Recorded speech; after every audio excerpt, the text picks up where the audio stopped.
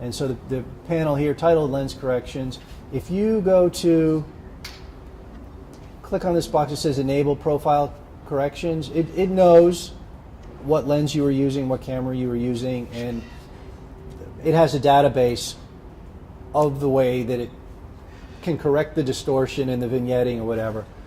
You can also click a box, which I often do to remove chromatic aberration when I'm working in color.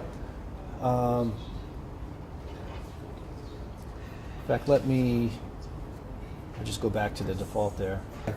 So we're in the lens correction panel. You can, if you want to add vignetting, you can do that down at the bottom of that. And this is for full frame vignetting. So if you want to add a darkening around the edge, there it is. Okay, it's very fine. You can see down at the bottom some of this vignetting that's going on. If you have an image, this is going to crop, vignette will apply to the entire image. But if you have a cropped image, so I'll go to the R command and we'll just crop a smaller image here.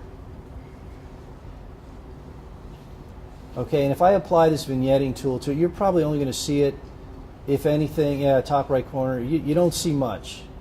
So the way you handle vignetting is not through lens corrections unless you want to do the full frame, but you can go to Effects and you can go to Post Crop Vignetting right here, and that you can play with that now. So you can play with your amount and your midpoint and your feathering and get it the way you want.